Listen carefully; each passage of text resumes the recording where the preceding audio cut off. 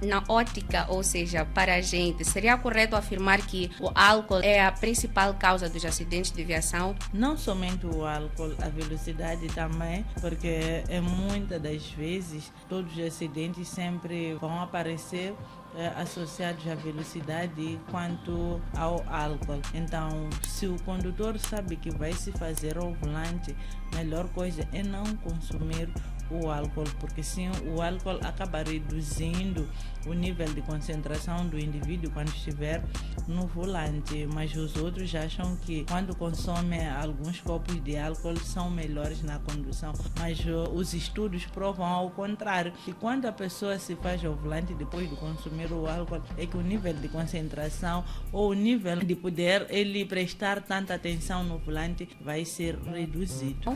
Hoje, nós vamos falar das 5 principais causas dos acidentes de viação que poucas vezes são explicadas e que muita gente acaba saindo da escola de condução sem dominar. E para nos ajudar a esclarecer todas as dúvidas sobre este tema, contamos com a presença de uma convidada especial da agente da Polícia de Trânsito, agente Oksana Kuko. Saudações, agente. Seja muito bem-vinda. Como está? Saudações especiais a todos os internautas e a toda a equipe de Maonel de Saúde. Está tudo bem? Indo diretamente ao nosso tema de hoje, que é 5 principais causas dos acidentes de viação. Este que é um tópico ou um tema que preocupa não apenas a Polícia de Trânsito, mas também os condutores e a sociedade em geral. Hoje nós buscamos falar ou aprofundar mais sobre este tema, procurando compreender como é que estas principais causas contribuem para o aumento da ocorrência de acidentes de viação em Moçambique. E como pontapé de partida, vamos começar mesmo falando do despiste como uma das causas dos acidentes de viação. Olhando para a questão da condução, o que seria o despiste? Despiste para a condução rodoviária, neste caso, seria aquela situação em que um indivíduo estando a circular na faixa de rodagem ou estando na fila de trânsito, este acaba se despistando por talvez uma certa inconveniência e vai se embater contra outras viaturas ou vai se embater com um certo obstáculo fixo. Aí sim considera-se um despiste. Quais são os principais fatores que podem ser apontados como causas dos despistes na estrada? Os principais fatores que resultam como causa dos despistes nas nossas estradas, a fadiga, a condução enquanto alguém está com sono, isso também acaba criando várias situações de despiste. Conduzir também enquanto está a alta velocidade, conduzir sob o efeito do álcool, estes sim são os aspectos que têm vindo a causar com que nas nossas rodovias haja situações de acidentes do tipo despiste. Certo, então são várias as causas que são apontadas como sendo as causas do despiste neste caso. Sim. E tendo em conta estas causas que levam ao despiste, quais são as medidas que os condutores podem adotar para evitar estarem nesta situação?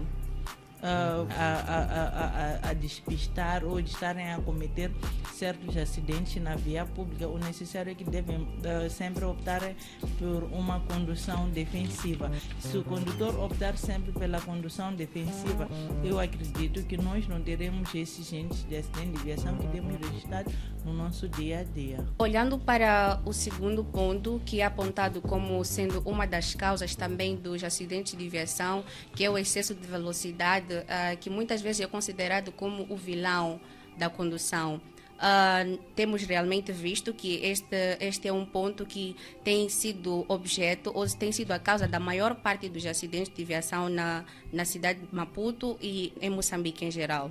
Como é que o excesso de velocidade contribui para o aumento de ocorrência de acidentes, olhando para os condutores com experiência na estrada e para os condutores que acabam de entrar na estrada ou com pouca experiência de condução? O excesso de velocidade acaba contribuindo no aumento do risco dos acidentes de viação nas nossas rodovias, porque quanto mais for a velocidade que este indivíduo estará a circular, vai ser difícil com que este mesmo consiga reduzir a velocidade desde o momento em que ele se apercebe de uma certa situação na via pública. Vai ser muito mais elevada a probabilidade de um motorista perder o controle do veículo e diminuir a própria capacidade de antecipar a própria redução da velocidade quando ele for a verde, talvez na via pública está a atravessar uma certa pessoa enquanto ele já vinha com uma velocidade muito excessiva. Então, o bom é que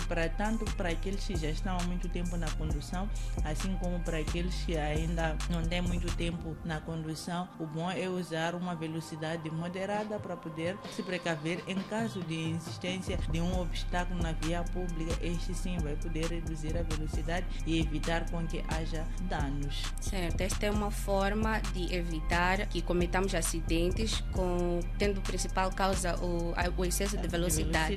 Sim. Mas acontece que muitas das vezes parece que a emoção é maior quando estamos em alta velocidade e parece que a condução, principalmente para os jovens, é mesmo quando estamos em alta velocidade. Para os jovens, eu acho que eles, vou usar a expressão que eles usam mais, dizem que é a mais drena. É verdade. Quando eles já andam a alta velocidade do que quando a pessoa anda a uma velocidade moderada. Mas esta mesma drena, eles esquecem que a drena vai lhes levar a um caminho errado, a se envolver em acidente de viação. Se alguém não vai se envolver em um acidente de viação que vai resultar na perda de vidas humanas, está de ir sem bater contra um obstáculo fixo. Estamos a ver nas nossas rodovias certos postos de iluminação que são derrubados pelos nossos condutores. Esses contentores de lixos que existem nas nossas rodovias, os condutores vão embater-se contra esses mesmos condutores, mesmo perante as barracas ou residências que estão nas proximidades. Então, é melhor evitar essa situação dos jovens acharem que velocidade traz uma certa drena, porque a adrenalina não vai ser uma boa coisa na condução.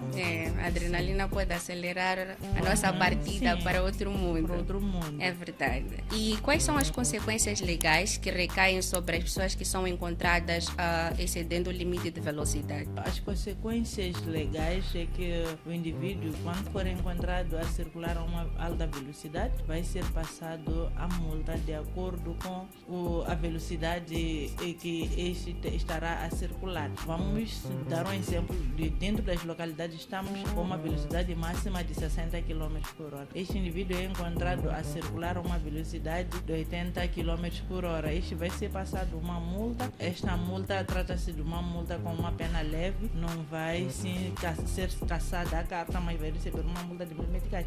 Mas a partir do momento em que este vai estar a exceder até 81 km por hora, vai ser aplicada uma multa de 2.000. A multa cada vez mais vai agravando a partir de 20 km em diante. Este vai ser aplicado uma multa de 2.000 meticais e já trata-se de uma pena média. Este, além de ser somente passado a multa, por sua vez verá sua carta cassada por um certo período. Este não vai ter o direito de conduzir. Então é melhor mesmo com que os nossos internautas ou os nossos condutores ou aqueles que ainda estão em busca de ter esta mesma carta de condução se comportarem de boa forma para não terem que ocorrer esses riscos. Então estamos a dizer que, para além de ter a multa, em casos mais graves do excesso de velocidade, o condutor pode ser até inibido de conduzir. Sim. Tá certo. Quais são as dicas que a gente, ou as recomendações que a gente deixa ficar para os nossos condutores evitarem exceder a velocidade? As minhas recomendações para os nossos internautas, assim como para os nossos condutores, é que devem usar sempre a velocidade moderada e devem saber que se eu no meu serviço entro às 8, eu tenho que sair de casa um tempo antes, ou se necessário pode sair de casa às 6h30 ser a hora de saída de casa, para evitar com que este mesmo esteja a circular a alta velocidade. Se sabe que tem um programa por cumprir às 14 ou 15 horas, deve sair também um pouco antes de casa, não sair justamente faltando talvez 20 minutos para poder chegar a este local, porque se for a sair faltando 20 minutos para este mesmo local, o condutor sempre vai ter que exceder os limites de velocidade e sempre vai ser autuado. Certo. Acreditamos que os nossos internautas acataram com as recomendações que aqui foram deixadas pela agente. E passando mesmo para o nosso terceiro ponto, que é a condução sob efeito de álcool como uma das causas dos acidentes. Sabemos que estamos a aproximar para o verão e fica cada vez mais difícil para os nossos condutores respeitarem a regra "se bebe, não conduz". Na ótica, ou seja, para a gente, seria correto afirmar que o álcool é a principal causa dos acidentes acidentes de viação? Não somente o álcool, a velocidade também, porque muitas das vezes todos os acidentes sempre vão aparecer associados à velocidade quanto ao álcool. Então, se o condutor sabe que vai se fazer ao volante, a melhor coisa é não consumir o álcool, porque sim, o álcool acaba reduzindo o nível de concentração do indivíduo quando estiver no volante, mas os outros acham que quando consomem alguns copos de álcool são melhores na condução, mas os estudos provam ao contrário, que quando a pessoa se faz ao volante depois de consumir o álcool, é que o nível de concentração ou o nível de poder ele prestar tanta atenção no volante vai ser reduzido. Vai ser reduzida, porque Sim. a concentração na condução não será a mesma neste caso. Não será a mesma com alguém que não consumiu o álcool. Consumiu o álcool. Sim. E como é que a polícia de trânsito lida ou consegue identificar as pessoas que conduzem sob efeito de álcool? A polícia de trânsito consegue identificar as pessoas que estão a conduzir sob efeito do álcool devido aos testes que são feitos na via pública, que são testes de ar expirado. A pessoa vai fazer o sopro desse teste do ar expirado e aí sim vai se obter o resultado. Se não consumiu o álcool, a máquina vai tirar 0,0 miligramas por litro, mas se consumiu alguma coisa sempre vai colocar um certo número. Vou dar um exemplo de um dos acidentes que tivemos neste final de semana. Um dos condutores apresentou a taxa do ar expirado que já estava no nível de 0,88 miligramas por litro. Esse é um estágio avançado. Esse é um estágio sim avançado. Então este estava assim embriagado. É diferente de alguém que aparece com uma taxa de 0,01. Esse consumiu, mas já o nível de álcool já está a desaparecer do organismo deste mesmo indivíduo. Exato. E temos então uma evidência de que realmente o consumo de álcool reduz a concentração no volante e é uma das causas dos acidentes, como é o caso do acidente que foi registrado ainda esta semana. Sim, sim. E como é que a polícia de trânsito lida com os condutores que são encontrados a conduzir sob efeito de álcool? Aqui é necessário mesmo uma certa paciência, porque às vezes encontra um certo condutor que consumiu o álcool, está ao volante. As próprias palavras que tira não são palavras que dão para este mesmo expressar, ou pode estar ali pedir, o agente vai chegar ali e pedir a carta de condução, o livrete. Este não está em condições às vezes de tirar os próprios documentos para lhe dar, para entregar ao próprio agente. Então o que se quer, o agente deve trabalhar com muita paciência e ser mesmo um agente muito gentil perante esses condutores que consomem o álcool depois se fazem ao volante, porque a maioria desses, depois de consumirem o álcool, ou vão ficar arrogantes, vão tirar palavras que não dão. Então a gente não pode querer se comparar com o comportamento daquele indivíduo naquele exato momento. Olhando mesmo para a questão da condução sob efeito de álcool, quais são as consequências legais que recaem sobre os indivíduos que são encontrados a conduzir sob efeito de álcool? As consequências legais das pessoas que são encontradas a conduzir depois de consumirem o álcool, estes vão receber a multa e depois de receber esta mesma multa, verão a sua carta cassada por um certo período do tempo. Muitas das vezes é um período de 1 ano sem direito à condução. Este é o caso mais grave? Não mais grave varia 2 anos, pode ficar 2 anos. Sem conduzir? Sim, sem ter a sua carta. Então não é pouco tempo, Não. Só 1 ano. Ou mesmo para aqueles que excedem a velocidade até 82 km por hora, que a pena pode variar de 3 a 6 meses. Não é pouco tempo, é muito tempo. Sim. E o caro internauta pode acompanhar ou mergulhar mais a fundo sobre o excesso de velocidade como causa dos acidentes em um episódio completo que tem disponível aqui no YouTube. Basta apenas clicar no link acima e terá acesso ao episódio completo para mergulhar a fundo neste tema. E vamos então passar neste momento para mais uma das causas, neste caso a quarta causa dos acidentes de viação, que é o estado das vias. Sabemos nós que é uma realidade nossa. Em Moçambique temos algumas estradas ou estradas que em más condições, assim podemos dizer. E é correto também afirmarmos que o estado das vias contribui para a ocorrência dos acidentes de viação em Moçambique? Sim, o estado das nossas vias acaba contribuindo para o aumento dos acidentes de viação nas nossas rodovias, porque a partir do momento em que este mesmo indivíduo, na tentativa de estar talvez a esquivar uma certa cova, ele vai entrar numa outra fila de trânsito que já não lhe dá o direito de estar a circular, ou numa outra faixa que de um sentido contrário, este acabará se envolvendo em acidente de viação se o que vem noutra faixa que já tem o direito não prestou atenção, estes acabam se colidindo na mesma via. Ou, além disso, as próprias condições da via contribuem com que haja situações da má suspensão dentro do próprio veículo, porque serão várias coisas que vão contribuir com que esta mesma viatura não leve muito tempo enquanto a situação da suspensão estiver regularizada nesta mesma viatura. E esta, infelizmente, é uma condição que não depende muito do condutor. Não é depende, mesmo o estado da via. E sim. Diante desta situação, quais são as medidas ou as responsabilidades que os condutores devem ter quando se deparam com estradas em más condições? Quando os condutores se deparam com estradas ou vias com más condições, o dever do condutor é de tentar circular primeiro a uma velocidade bem reduzida.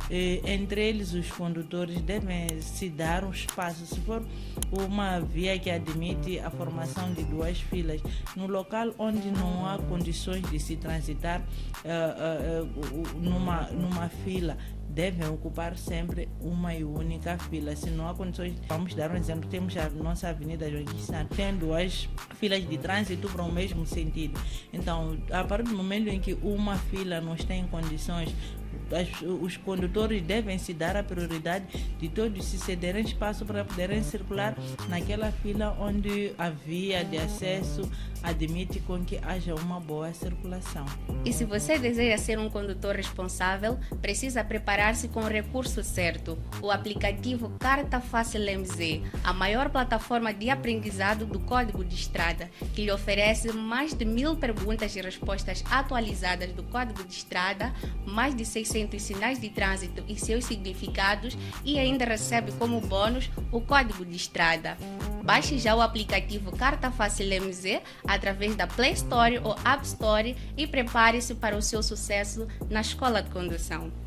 Mas, gente, voltando para este que é o nosso tópico, neste momento vamos falar do desrespeito pelas regras de trânsito como sendo uma das principais causas dos acidentes de viação, porque vemos que há cada coisa que acontece na estrada que chega a parecer que alguns condutores não passaram pela escola de condução. Quais são as regras de trânsito mais desrespeitadas ou identificadas pela polícia de trânsito que acabam recaindo ou causando acidentes de viação na via pública? As regras de trânsito mais desrespeitada nas nossas rodovias é o uso do telemóvel. Esse é o primeiro aspecto.